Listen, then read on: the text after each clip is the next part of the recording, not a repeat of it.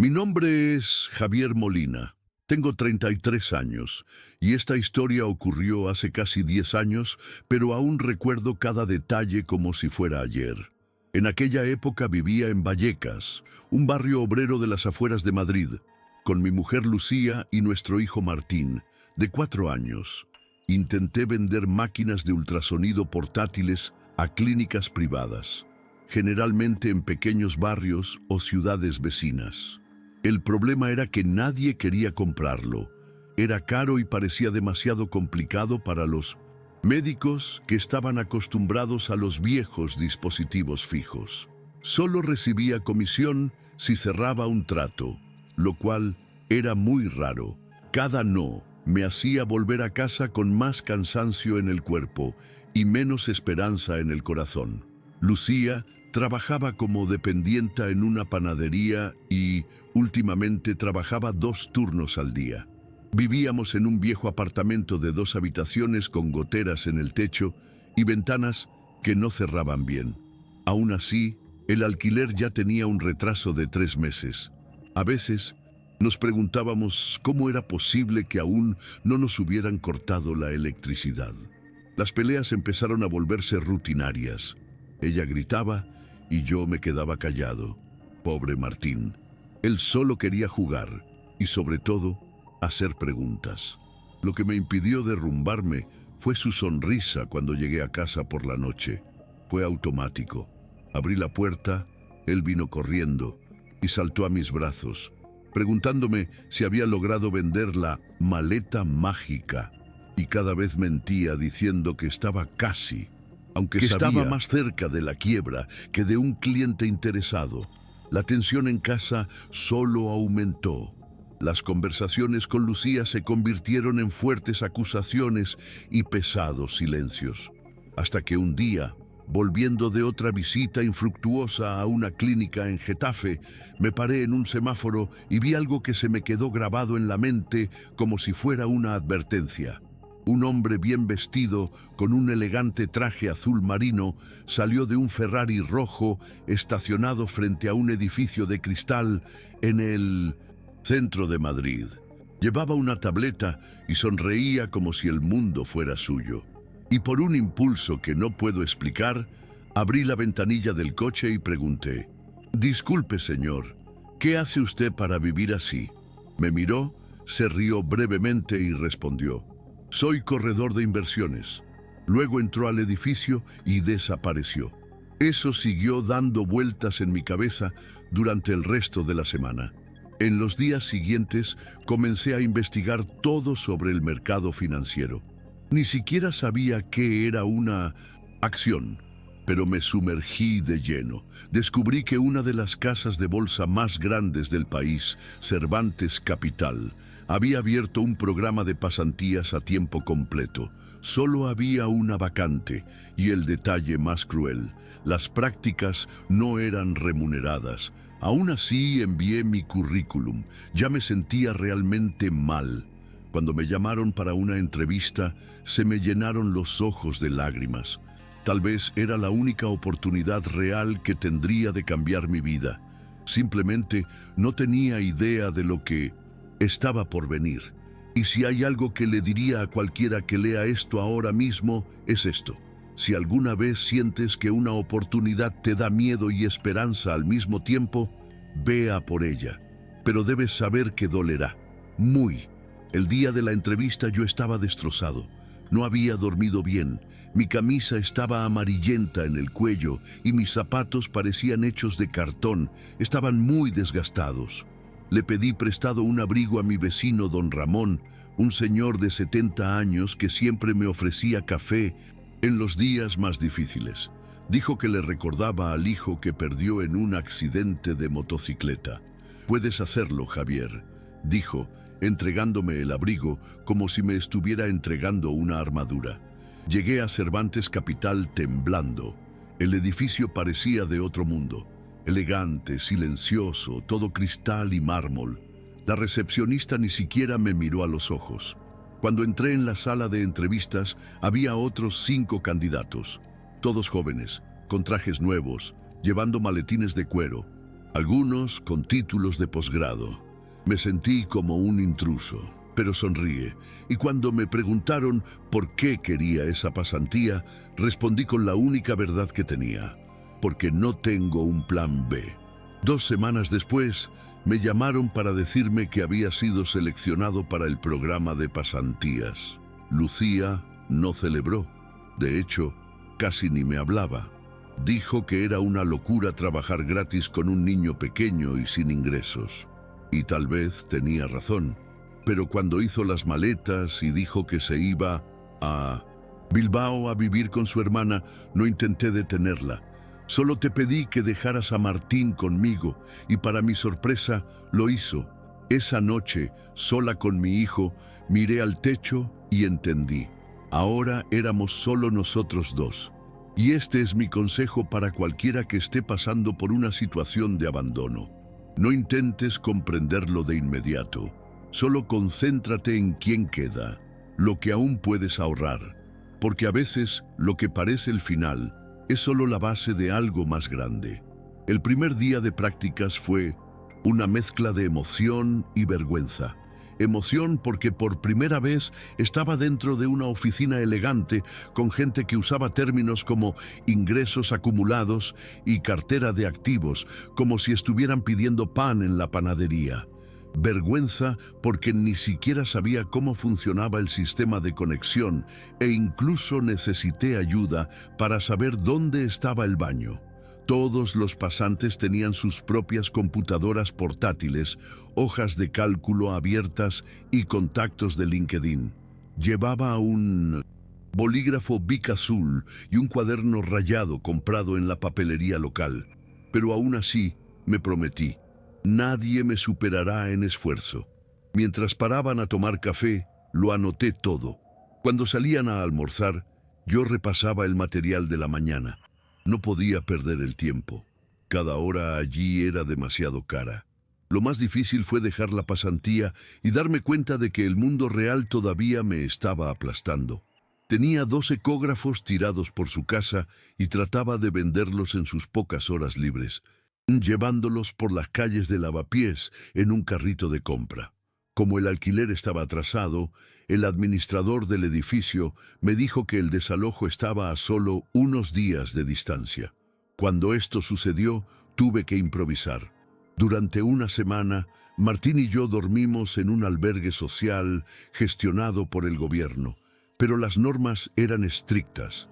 Teníamos que salir antes de las 6 de la mañana. A partir de ahí, fue cuestión de improvisar y sobrevivir. Uno de los peores momentos fue pasar la noche en el baño de la estación de Atocha, envuelto en una manta térmica, sujetando el pomo de la puerta con el pie, para que nadie pudiera entrar mientras Martín dormía en mi regazo. Y si hay algo que aprendes en estos momentos es esto: el orgullo es un lujo que el hambre no permite. Quien quiera sobrevivir necesita tragarse su ego con agua fría. Lo peor de todo no era el frío ni el hambre, era la necesidad constante de mostrarse fuerte delante de Martín. Él no entendía por qué dormíamos en lugares diferentes cada noche, o por qué ya no le compraba las cajitas de jugo que le gustaban. Cuando me preguntaba si volveríamos a casa, siempre decía que sí. Y en el fondo yo lo creía, o necesitaba creer. Todas las mañanas salíamos corriendo del refugio antes de que se acabaran los lugares. Lo dejaría en una guardería comunitaria cerca de Plaza Elíptica, y luego caminaría media ciudad para llegar a tiempo a Cervantes Capital. Ni siquiera tenía dinero para el metro. Los zapatos empezaron a salirse y el talón seguía sangrando. Pero les sonreí a mis compañeros de prácticas como si mi vida fuera normal. En la oficina me convertí en una máquina. Aprendí a fingir confianza por teléfono, incluso cuando mi voz se quebraba por el cansancio. Creé mi propio método. Anoté los perfiles de los clientes en un cuaderno, tratando de entender patrones, horarios, tono de voz. Comencé a convertir llamadas en negocios potenciales, incluso sin tener un portafolio oficial. Uno de los corredores de mayor edad, el señor Gálvez, se dio cuenta. Un día me llamó y me dijo, tienes un deseo, eso no se aprende. Fue la primera vez en meses que escuché algo positivo de un adulto. Eso me alimentó más que cualquier comida. Y aquí hay un mensaje para ti, que puedes estar en este mismo ciclo de miseria y esfuerzo invisible. A veces, todo lo que se necesita es que una persona vea en ti lo que casi habías olvidado, que vales la pena. Y mucho. El viernes de esa semana, todo se vino abajo. Salí tarde del trabajo, cargando con el carrito con uno de los últimos aparatos que aún intentaba vender, y me detuve en una clínica de Carabanchel que había mostrado interés 2 semanas antes. El dueño no estaba allí. La recepcionista me dijo que se había ido y que posiblemente no regresaría hasta el mes siguiente. Salí de allí sin rumbo, ya estaba anocheciendo, con Martín cansado e irritado, pidiendo irse. Con cada paso, el carro crujía y se atascaba en las aceras rotas. Cuando llegué al albergue ya no quedaban plazas. Eran las 10:30 p.m. Ni siquiera intentaron ocultar el desprecio en sus ojos cuando me dijeron que ya no había espacio para uno más con un niño. No respondí. Me di la vuelta y caminé con Martín en brazos hasta la estación de Príncipe Pío, donde al menos los guardias de seguridad nos dejaron permanecer hasta el amanecer. Allí, sentada en un banco de piedra con el niño acurrucado sobre mi pecho, lloré en silencio, no por enojo, ni siquiera por lástima. Era una tristeza cansada y resignada que penetraba desde dentro sin hacer ruido. Martín estaba durmiendo. Su respiración superficial me recordó que no podía rendirme, por mucho que mi cuerpo me lo pidiera. Apoyé mi cabeza contra la fría pared y me pregunté si alguna vez todo esto valdría la pena.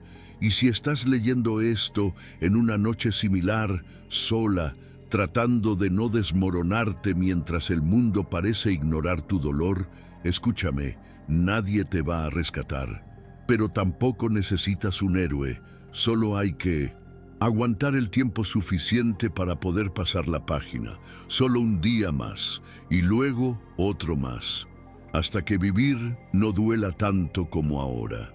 A la mañana siguiente, me desperté con el sonido de un tren que salía. La estación ya estaba llena, y el sol empezaba a brillar a través de las altas vidrieras, pintando el suelo con luces doradas que no calentaban nada. Martín todavía dormía cuando lo cubrí con mi abrigo, y fui a lavarme la cara al baño de la estación. Me miré en el espejo, ojos hundidos, barba desaliñada, marcas rojas en el cuello por haber dormido mal. Fue como si estuviera viendo a un extraño, pero ese extraño tenía una misión. Puse a Martín sobre mis hombros y fuimos directo a la guardería. Caminé casi 1 hora hasta Cervantes, sin café, sin pan, con la boca seca y los pies ardiendo dentro de los zapatos empapados de la noche anterior. Llegué sudado, despeinado y con el cuello torcido. Y sin embargo, me senté en mi escritorio como si fuera un ejecutivo de la Bolsa de Madrid. Ese viernes tenía un peso diferente. Era el último día de la pasantía. El director, señor Velasco, había anunciado que el elegido sería llamado al final de la tarde. Solo 1 de cada 16. Y todos sabían quiénes eran los favoritos. Los que habían estudiado en Salamanca, los que traían referencias de empresas con nombres que sonaban a marcas de vinos caros. Yo era el desvalido, pero hice lo que siempre hice. Contesté más llamadas que nadie. Toqué las puertas de antiguos clientes de la casa de Bolsa. Traté de vender la imagen de alguien que había nacido para eso. Al mediodía, conseguí contactar con una empresa en Zaragoza. Cuando colgué, miré al techo y respiré profundamente. Y si estás viviendo tu último día en algo, sin saber qué vendrá después, recuerda esto. No importa de dónde vienes, sino lo que haces cuando ya nadie cree en ti. Continuar, incluso sin público. A las 4 de la tarde, la oficina estaba inquietantemente silenciosa, como si todos intentaran escuchar la misma respiración. Uno a uno, los pasantes comenzaron a ser llamados para tener conversaciones rápidas con el señor Velasco. Se marcharon con expresiones neutrales, carpetas en las manos, y algunos ni siquiera miraron el resto de la habitación al salir. Cuando llegó mi turno, mis manos temblaban tanto que tuve que esconderlas en mis bolsillos. Caminé por el pasillo como si fuera a un juicio. Su habitación era pequeña, con grandes ventanas y muebles de madera oscura. Él no sonrió. Simplemente me ofreció una silla y comenzó a hojear un dossier que tenía mi nombre en la portada. El silencio duró casi un minuto, suficiente para imaginar todo lo que me perdería si escuchara desafortunadamente. Luego habló, con esa voz firme de quien está acostumbrado a controlar reuniones millonarias. Señor Molina, sabe que esta pasantía era muy competitiva, ¿verdad? Solo pude asentir. Bueno, después de evaluar su desempeño, perfil y actitud, hemos decidido contratarlo como asistente de inversiones. No, respondí. No porque no quisiera, sino porque se me hizo un nudo en la garganta.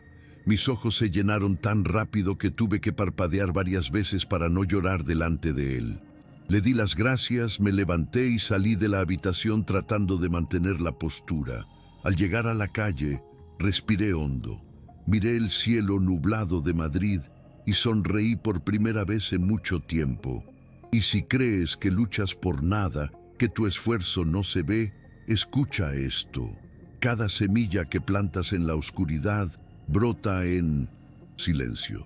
Nadie ve el comienzo, pero un día cuando florezca, incluso aquellos que lo ignoraron lo notarán. No te detengas ahora.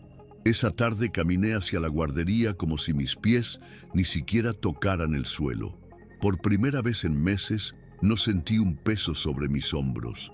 Cuando vi a Martín jugando en el patio con otros niños, se me llenaron los ojos de nuevo. Él me vio y corrió hacia mí. «Papi, ¿nos vamos a casa hoy?», preguntó con esa mirada inocente, sus ojos redondos y esperanzados. Me agaché, lo abracé fuerte y le susurré: «Sí, hijo, listo». No fue una promesa vacía como antes, era una certeza. Caminamos juntos por las calles del barrio comiendo un pan de chocolate que compré con las últimas monedas. Y pensé, mañana será diferente. Por primera vez, el mañana parecía posible. El lunes siguiente comencé mi nuevo puesto. Recibí una credencial, un login al sistema, una mesa con mi nombre. Me dieron una corbata de empresa, azul oscuro, discreta, con el logo de Cervantes bordado en blanco. Lo llevé con orgullo. Al final del día fui a la plaza donde solíamos dormir unas semanas antes. Me senté en el mismo banco, el mismo frío, la misma brisa, pero ya no era el mismo hombre. Fue como si ese lugar se hubiera congelado en el tiempo, mientras yo, aunque estaba herido, había seguido adelante. Y aquí hay una cosa más para aquellos que creen que están al final del camino. Nadie empieza a lo grande, y quien te juzga por donde estás no merece ver a dónde vas. Camina, aunque tengas miedo. Camina aunque te caigas, porque es caminando, tropezando y levantándonos que nos convertimos en alguien que un día se sentará en su propia historia y dirá: sobreviví. Las semanas siguientes fueron una intensa mezcla de alivio y agotamiento. El salario era pequeño, casi simbólico, pero ahora sabía exactamente a dónde iba cada centavo. En 2 semanas conseguí alquilar un pequeño estudio en Usera, viejo y mal aislado del frío, pero con techo para nosotros solos. Recuerdo el día que llevé a Martín a conocer el lugar. Entró corriendo, abrió los brazos en medio de la habitación vacía y gritó: «¡Es nuestro! ¡Castillo, papi!». Y por un momento creí que el lugar era un castillo. Pusimos un colchón en el suelo, algunos juguetes donados y preparamos la cena con pasta y salsa de tomate. Las luces parpadeaban, las tuberías hacían ruido pero nunca me había sentido tan rico. En el trabajo seguí con el mismo ritmo. Sabía que ahora yo era simplemente otro empleado junior en un mar de nombres y apellidos influyentes, pero también sabía que ninguno de ellos había llegado allí con las manos callosas y el corazón remendado. Cuando el señor Gálvez me tomó aparte para elogiar mi desempeño y decirme que tenía potencial para ascender, sentí mariposas en el estómago. Tienes instinto, Javier, instinto y disciplina. Eso vale su peso en oro en este negocio, dijo. Eso reavivó una llama que casi se había apagado dentro de mí. Y si estás trabajando duro, siendo invisible entre la multitud, desacreditado por todos los que te rodean, te digo, el mundo es demasiado ruidoso para notar a los que recién comienzan, pero cuando perseveres, aunque sea en silencio, harás tanto ruido con tu victoria que hasta los que fingieron no ver tendrán que aplaudir. Así que aguanta y continúa. Realmente asustado, pero sigo adelante. Con el tiempo, la rutina cambió. Me despertaba antes del amanecer, preparaba el café más aguado del mundo con los pozos que quedaban. Despertaba a Martín con besos en la mejilla y lo llevaba a la escuela pública del barrio. Luego me puse a trabajar directamente. Los días parecían más cortos, pero por primera vez no tenían ese peso que me aplastaba. A veces, cuando el metro iba abarrotado, recordaba las primeras horas de la mañana en la estación de Atocha, sentada en el suelo frío con mi hijo en mi regazo, escuchando los pasos apresurados de desconocidos. No era anhelo, era un recordatorio de que la vida puede cambiar, pero no borra las cicatrices, y tampoco debería. Un día conocí a Lucía por casualidad en el mercado. Llevaba un uniforme nuevo, se veía más ligera, pero había tristeza en sus ojos. Hablamos poco. Dijo que extrañaba a Martín, pero que había hecho lo que creía correcto en ese momento. No guardé rencor. El dolor ya había pasado y lo que quedaba era una certeza. Sobrevivimos con lo que tenemos y a veces solo con lo que queda. Cuando llegamos a casa, Martín me preguntó si su madre iba a volver a vivir con nosotros. Le dije que no sabía y él simplemente se encogió de hombros y volvió a dibujar en el papel escolar arrugado. Eso me hizo pensar. Los niños son más fuertes de lo que parecen y nosotros también. El problema es que los adultos aprenden a sentir miedo de nuevo, pero si hay algo que vale la pena volver a aprender de ellos, es esta capacidad de seguir adelante sin entenderlo todo. Sigue adelante, incluso sin garantías, solo con fe y el amor. El final del año llegó más rápido de lo esperado. En diciembre recibí mi primer bono. No fue nada extraordinario, pero fue suficiente para comprarle a Martín un buen calentador y una bicicleta usada. Recuerdo que abrió el paquete con los ojos muy abiertos, como si hubiera ganado el mundo. La bicicleta era roja, con pegatinas descoloridas y el asiento roto, pero la conducía como si fuera lo mejor del mundo. A veces pienso que la verdadera gratitud solo surge cuando tenemos poco. Cuando todo se gana con esfuerzo, cada pequeña cosa se convierte en un tesoro. Y aquella noche de Navidad, comiendo pan, queso y un trocito de turrón, me di cuenta de que estábamos empezando una nueva vida. Lento, sencillo, pero limpio. Por primera vez, sin miedo al mañana. En Cervantes, mi nombre empezó a circular. Me pidieron que ayudara en reuniones con clientes y después de 6 meses me ofrecieron un curso pagado por la empresa sobre finanzas de alto riesgo. Fue entonces cuando entendí. Estaba dejando de sobrevivir y empezando a vivir. Y eso no quiere decir que todo fuera color de rosa. Todavía faltaba dinero. Todavía había noches de insomnio, facturas inesperadas, dolores de cuerpo y esa culpa invisible que todo padre soltero carga sobre sus hombros. Pero también había algo nuevo, la dignidad. Y si estás ahí, leyendo esto en la oscuridad, pensando que lo has intentado todo, que lo has dado todo, y aún así no ha sido suficiente, escucha lo que te voy a decir, de verdad. No has visto hasta dónde puedes llegar, porque solo quien llega al límite descubre que el límite, en realidad, era solo otra línea imaginaria. El resto depende de usted decidir si cruzar o no, o no.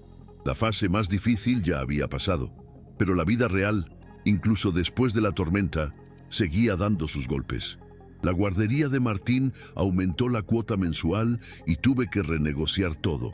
La bicicleta fue robada en el segundo mes. Y un domingo se despertó con fiebre alta y pasé toda la noche en un hospital público esperando tratamiento. Recuerdo tomarle la manita y repetirle en voz baja: «Ya pasará, hijo, ya pasará». Y pasó, no por arte de magia, sino porque ya había aprendido que todo en la vida es cíclico: sufrimiento, alegría, miedo, alivio. Y quien entiende esto, aprende a no desesperarse cada vez que la vida se oscurece. Aprende a esperar la próxima luz. En el trabajo, algunos compañeros empezaron a acercarse. Me llamaban para tomar un café o almorzar cerca de la oficina. Al principio me negué. Me sentí avergonzado, pero luego me lo permití. Empecé a contar un poco mi historia, sin romantizarla, sin embellecerla, y me di cuenta de que muchas personas allí también llevaban cicatrices invisibles. El hecho de que alguien lleve un bonito traje no significa que no lleve un peso sobre sus hombros. Y esta es una de las mayores lecciones que aprendí de todo esto. Nunca subestimes el dolor ajeno, ni pienses que el tuyo es el único. Todo el mundo está librando una batalla que no puedes ver. Así que cuando puedas, sé amable, y cuando no puedas, al menos no te interpongas en tu camino. La vida ya es demasiado pesada.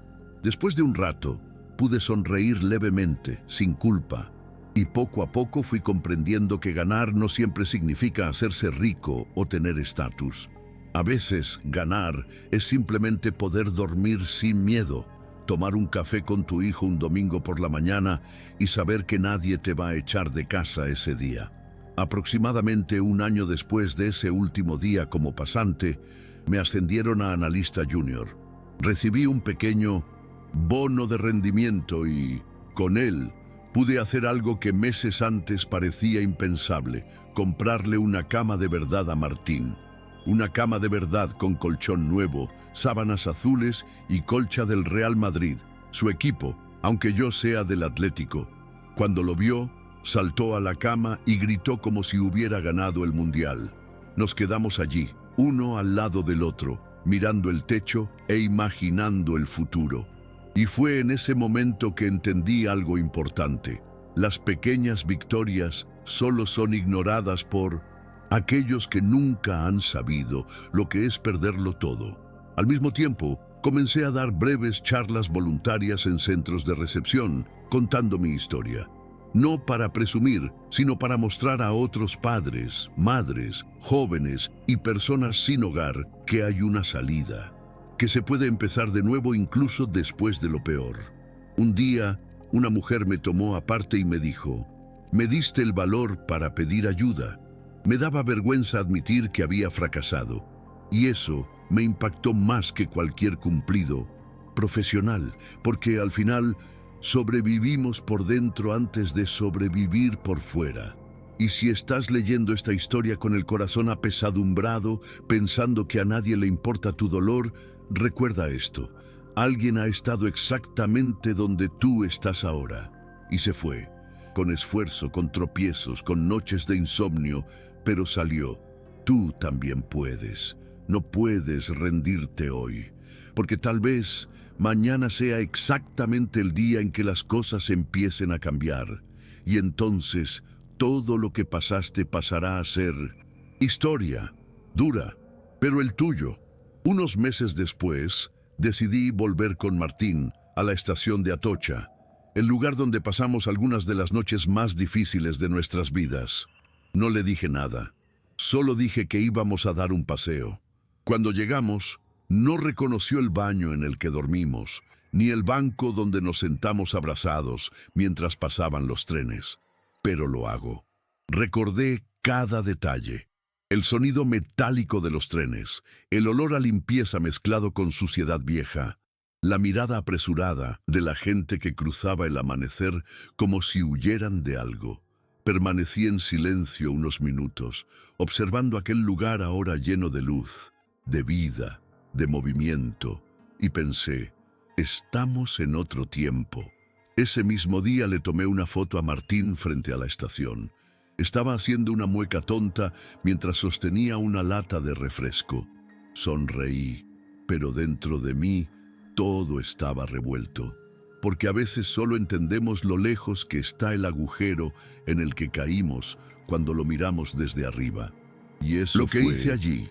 Miré hacia atrás sin rencor, pero con respeto, porque ese suelo frío me enseñó más sobre mí mismo que cualquier aula jamás podría.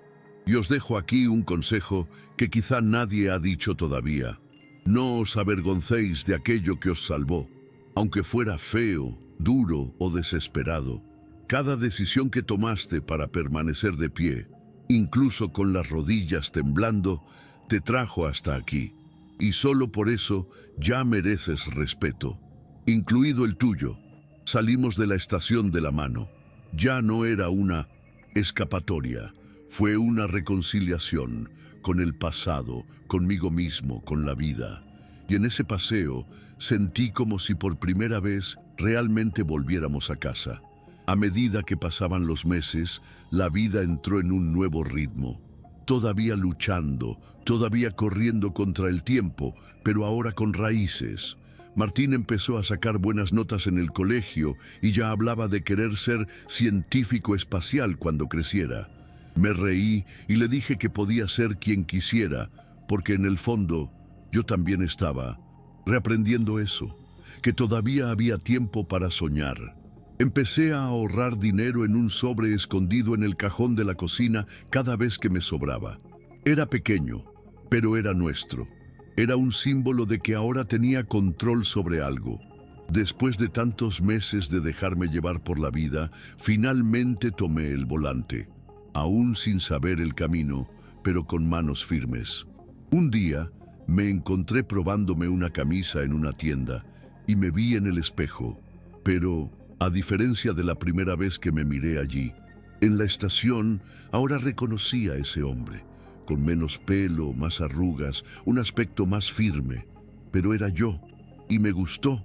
Por primera vez en años, no me avergoncé de mi historia. No quería ocultar nada ni parecer otra persona. Y si estás ahí afuera tratando de borrar partes de ti porque crees que te hace menos digno, te ruego, no borres lo que te construyó. Las partes feas, las caídas, los silencios, todo te moldeó. No hay vergüenza en ser alguien que luchó, incluso si perdió. La vergüenza es de aquellos que nunca lo han intentado. Abrázate a ti mismo, incluso roto, aún cansado, porque a veces es en ese abrazo interior que empieza tu nuevo comienzo. Y allí, frente al espejo, con una camisa celeste sobre los hombros, entendí, ya no era una superviviente, yo era un hombre completo. Hubo una noche, después de todo esto, que me desperté con Martín llamándome desde la habitación de al lado. Había tenido una pesadilla. Cuando fui a verlo, estaba sudando frío y me dijo que habíamos perdido la casa otra vez, que habíamos regresado al baño de la estación. Lo abracé, le besé la frente y le repetí que solo era un sueño. Eso ya fue en el pasado. Pero mientras decía esto para calmarlo, una parte de mí sabía que, en el fondo, esas cicatrices invisibles persisten, especialmente en los niños. Y por mucho que intentemos protegerlos, ellos lo sienten. Sienten el miedo, la tensión, el peso del silencio. La diferencia es que no saben cómo nombrarlo. Simplemente lo convierten en una pesadilla. Eso me destrozó. Pero también me hizo prometer allí mismo que nunca más lo dejaría vivir en ese tipo de incertidumbre. A la mañana siguiente, fui a trabajar más temprano de lo habitual. Llegué antes que todos y miré la ciudad desde la ventana del 10º piso. La vida parecía diferente allí arriba. Los coches se convirtieron en hormigas, los gritos en susurros y los problemas, por un momento, parecieron más pequeños. Pero pronto recordé de dónde venía, y eso nunca lo pude olvidar. Porque si lo olvidaba, corría el riesgo de convertirme en alguien que solo mira hacia abajo. Y si hay algo que he aprendido de todo esto, es que nadie se convierte en gigante pisoteando a los que se quedan atrás. Los verdaderamente grandes son aquellos que extienden una mano, que levantan a los demás, quien recuerda cada paso, porque si subimos solos, solo habrá un eco allí arriba. Pero si lo descubristeis juntos, hay una historia, tiene un legado, tiene alma. Meses después, me invitaron a participar en una reunión con los inversores de la empresa. Era un evento cerrado, elegante, con gente que bebía vino caro a las 5 de la tarde y hablaba de números como si fueran poesía. Estaba nervioso, pero fui. Fui con mi camisa bien planchada, mis zapatos comprados 10 veces y una sonrisa de quien ha cruzado el desierto a pie. Durante la presentación, compartí un poco de mi experiencia con clientes más pequeños, mostré datos y compartí ideas. Y al final recibí aplausos, aplausos reales, de gente que ni siquiera sabía dónde estaba Usera en el mapa. Y aquella noche, volviendo a casa en el metro, con el maletín en el regazo y la cabeza apoyada en la ventana, lloré. Lloré en silencio para que nadie me viera, pero lloré como quien se quita un peso de años de encima. Cuando entré al apartamento, Martín estaba durmiendo con el control remoto del televisor en la mano. La luz en la pantalla parpadeó lentamente e iluminó su rostro.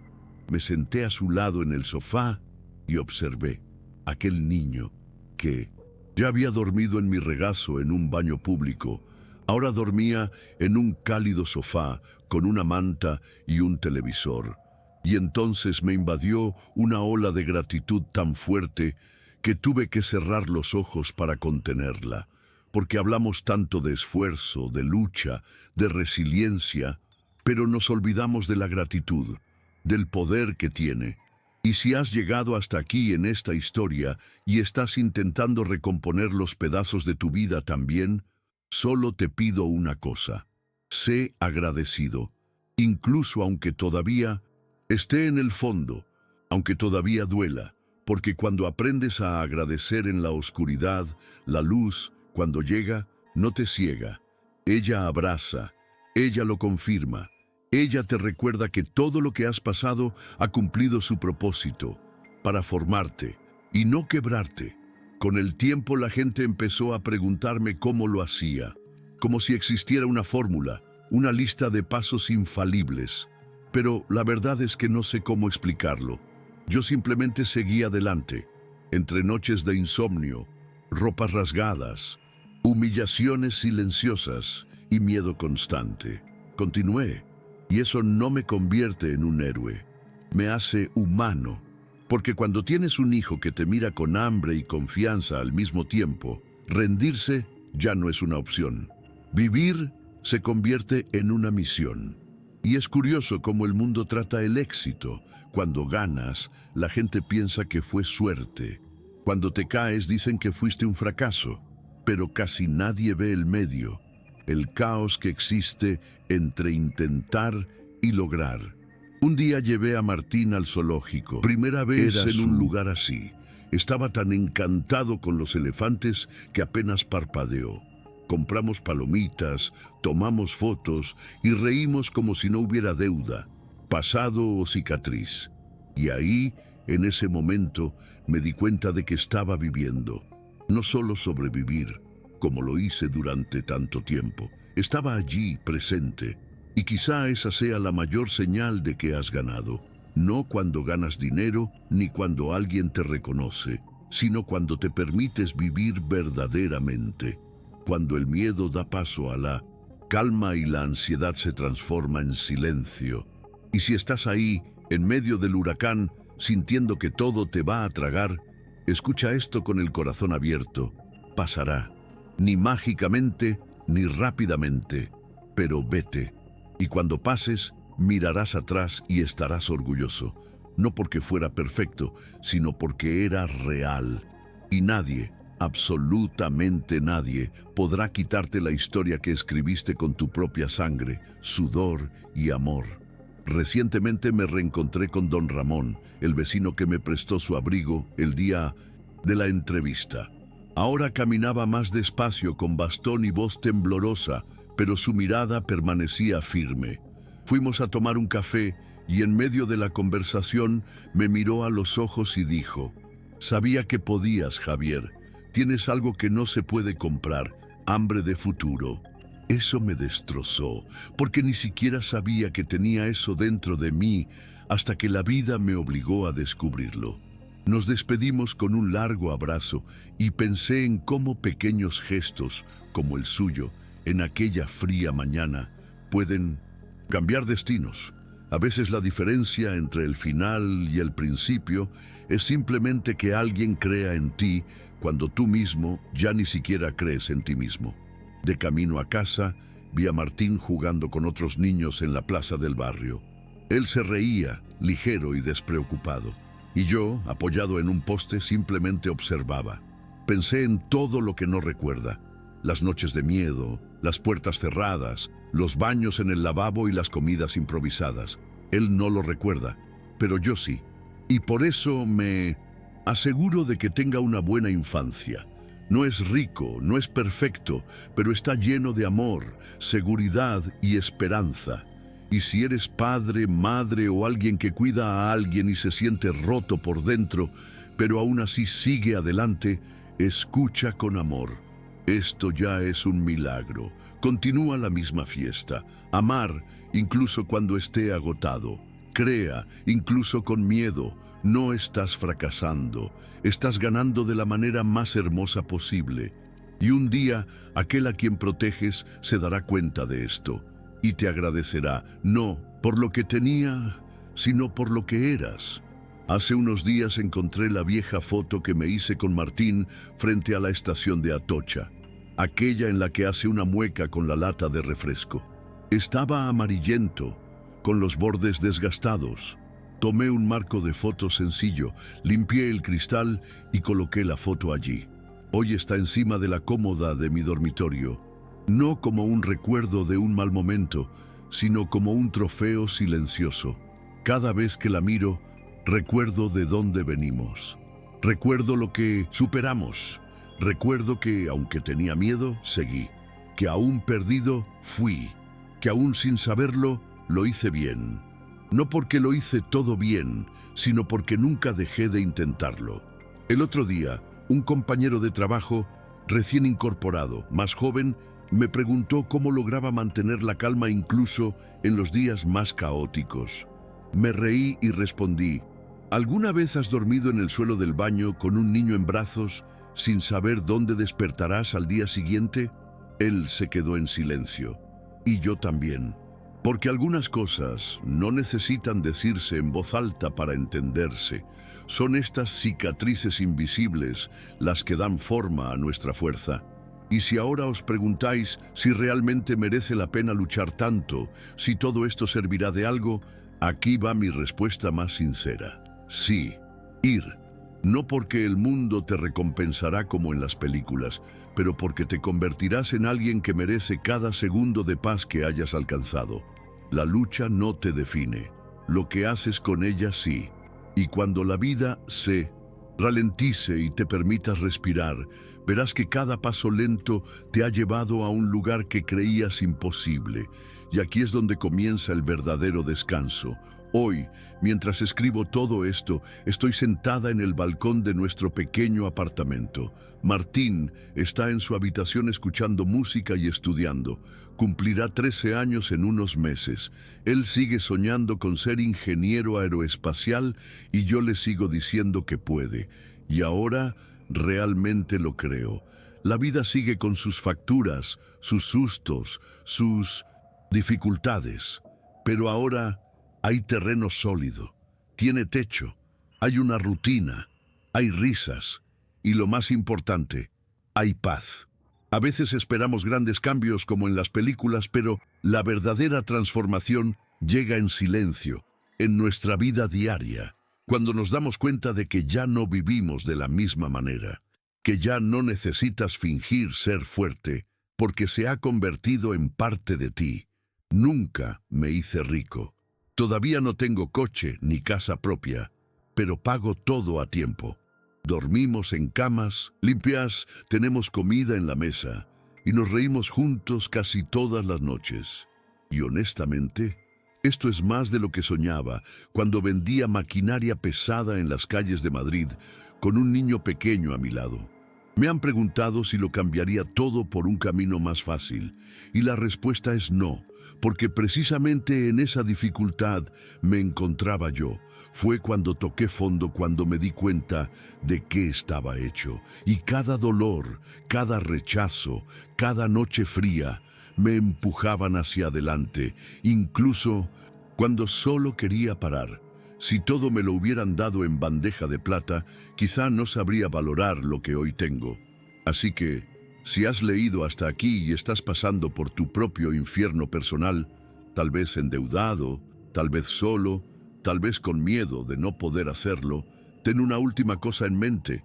Sigue adelante, un paso, luego otro, incluso llorando, aún cansado, incluso cuando nadie está mirando, porque un día, sin que te des cuenta, la tierra vuelve a caer, el aire regresa, la paz regresa. Y entonces comprenderéis, no habéis vencido al mundo, te venciste a ti mismo y eso nadie nos lo puede quitar.